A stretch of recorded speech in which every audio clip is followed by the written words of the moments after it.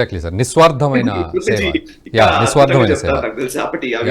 మురళీ మనోహర్ గారు, అంటే ఇక్కడ వారు అన్నట్లుగా ఒక నిస్వార్థం, ఇప్పుడున్న పరిస్థితుల్లో ఎలా ఉంటున్నారు మనుషులు చూస్తే రాజకీయ నాయకులు, ఒక నిస్వార్థమైన సేవను అందించే ప్రయత్నం వాజ్పేయి గారు చేశారు. అయితే ఇక్కడ దానికి కంటిన్యూషన్లో కూడా ఎప్పుడైతే వాజ్పేయి గారు ఎల్కే అద్వానీ అనే మాట వచ్చినప్పుడు, ఇప్పుడు లేటెస్ట్గా అనే సినేరియో కనుక చూసుకున్నట్లయితే ప్రధాని మోదీ తోటి కూడా ఎలాంటి కనెక్టివిటీ ఉంది అని అర్థం చేసుకోవాలి. అయితే ప్రధాని కావడానికి ఎల్కే అద్వానీ గారికి ఎన్నో అర్హతలు ఉన్నప్పటికీ కూడా మోదీ ప్రధాని అయ్యారు అంటూ కూడా చాలా విమర్శలు విన్నాం కదా సందర్భం. సో అది ఎలాంటి క్లారిటీ అక్కడ ఎలా ఉంది?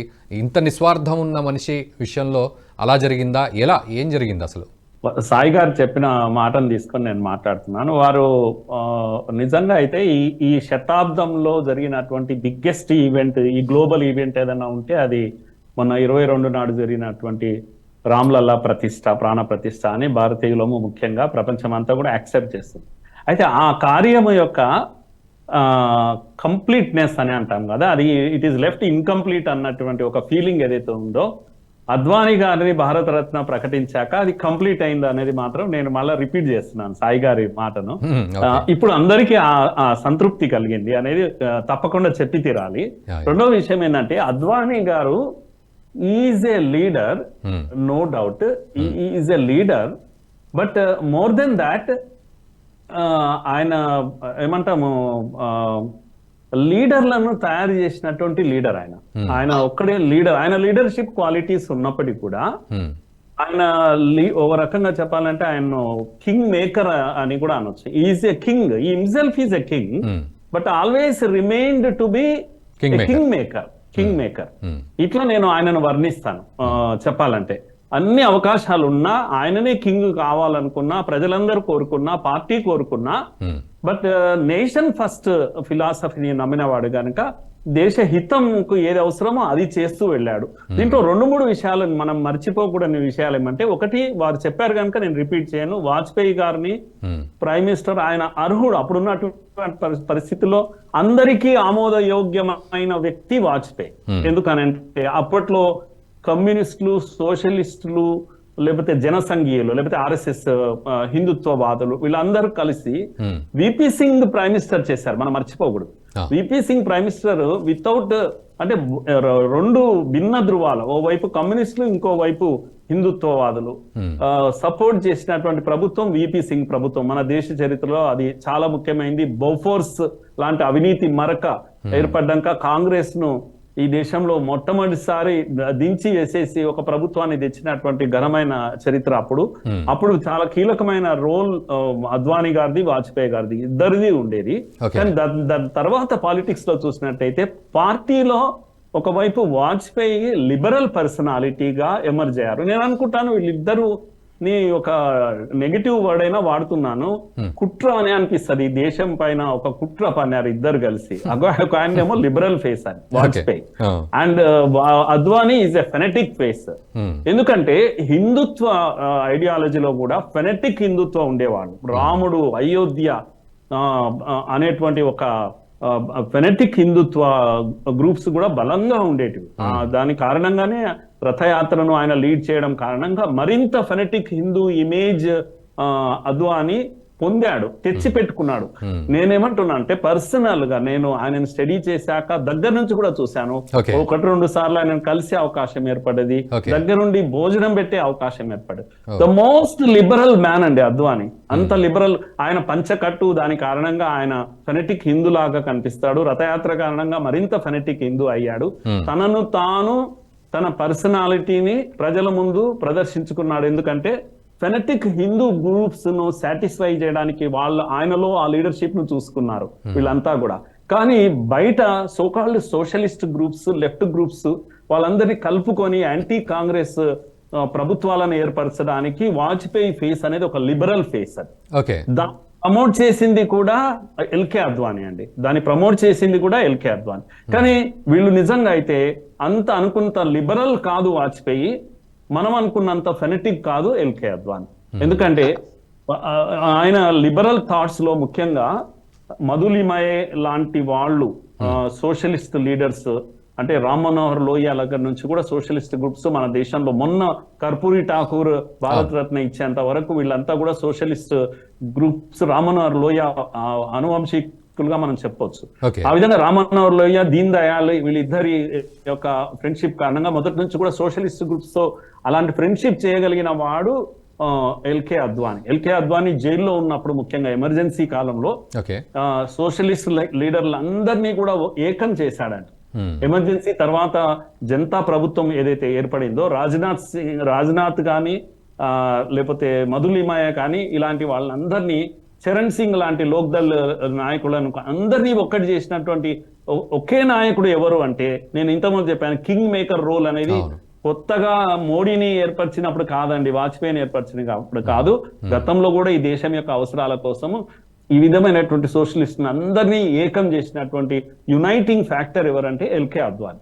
అంత గొప్ప పర్సనాలిటీ మనం ఎక్కడా చూడం. తర్వాత ఇంగ్లీష్ రీడింగ్ బాగా విపరీతంగా ఉండేవాడు ఎల్కే అద్వానీ. హిందీ రీడింగ్ వాజ్పేయి చేస్తే, ఇంగ్లీష్ రీడింగ్ ఎల్కే అద్వానీలో కనిపిస్తుంది. అసలు లైఫ్ స్టైల్ కూడా, అంటే ఉదాహరణకు నేను చెప్తున్నా, ఊరికే డైనింగ్ టేబుల్ లేకపోతే స్పూన్స్, ఫోక్స్ లాంటివి వాడి అలా ఒక మోడర్న్ లైఫ్ స్టైల్ ఏదైతే ఉంటుందో, ఈ లైఫ్ స్టైల్ పర్సనల్ లైఫ్ లో ఉంటుంది అద్వానీకి. ఇది మళ్ళీ వాజ్పేయిలో కనపడదు. అంటే నేను చెప్తున్నా, ఒక లిబరల్ మ్యాన్ అసలు అద్వానీ. బట్ దేశం కోసం తాను ఒక ఫెనటిక్ హిందూగా ప్రొజెక్ట్ చేసుకున్నాడు తాను. దాంట్లో నుంచి ఆయన ఓ రకంగా ఆయన బయటపడలేకపోయాడు. చివరి దశలో ఒక న్యూట్రల్ పర్సనాలిటీగా ఆయన బయటికి రావాలంటే ఆయనకు ఆ ఇమేజ్ అవసరం ఉండేది. కానీ ఒక ఫెనటిక్ హిందూ పర్సనాలిటీగా ప్రొజెక్ట్ చేసుకున్నాడు దేశం కోసం, ముఖ్యంగా రామ్ లల్లా కోసం. కనుక ఈ దేశం యొక్క ఒక గొప్ప మార్పు ఏదైతే జరిగిందో దాంట్లో ఆయన సాక్రిఫైస్ ఉంది, అద్వానీ గారి సాక్రిఫైస్ ఉంది.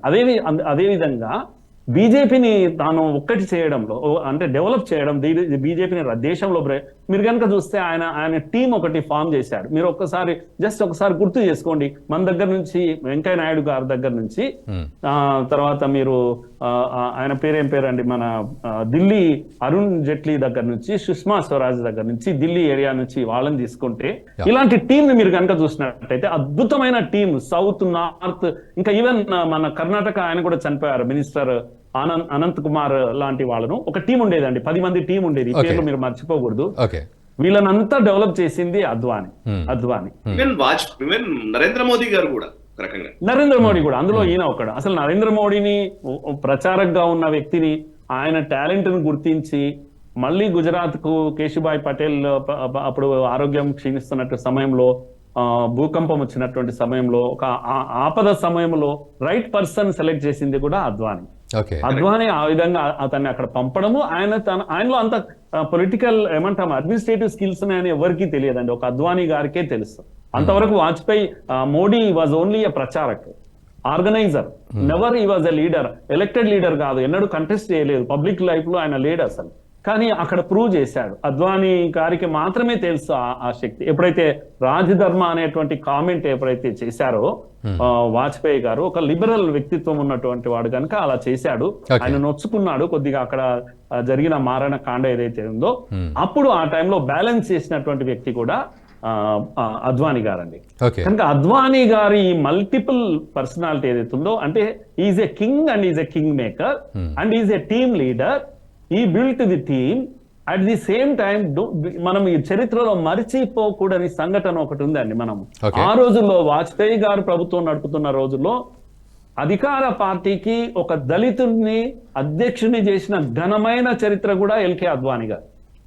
కనుక బంగారు లక్ష్మణ్ లాంటి వారిని తీసుకొచ్చి ఈ సమాజానికి, భారతదేశానికి మొదటిసారి ఆ విధమైనటువంటి ఒక గుర్తింపునిచ్చాడు. రాజకీయాల్లో ఇలాంటిది అవసరం ఉంది, అట్టడుగు వర్గాలు, నిమ్న వర్గాల ప్రాధాన్యతను మనం మర్చిపోకూడదు అని చెప్పేసి ఆ విధమైనటువంటి ఏమంటాం గైడెన్స్ వారు ఈ భారతీయ జనతా పార్టీకి చేశారు. అటువంటి లీడర్షిప్ చేశారు.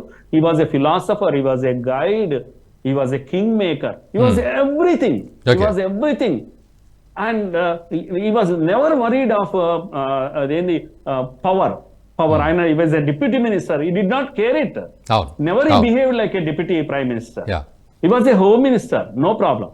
And even during Janata government, an information and broadcasting minister. కానీ ఆల్వేస్ ఈ preferred Vajpayee as a leader, Vajpayee as a, and he was a noted journalist, he was a great writer.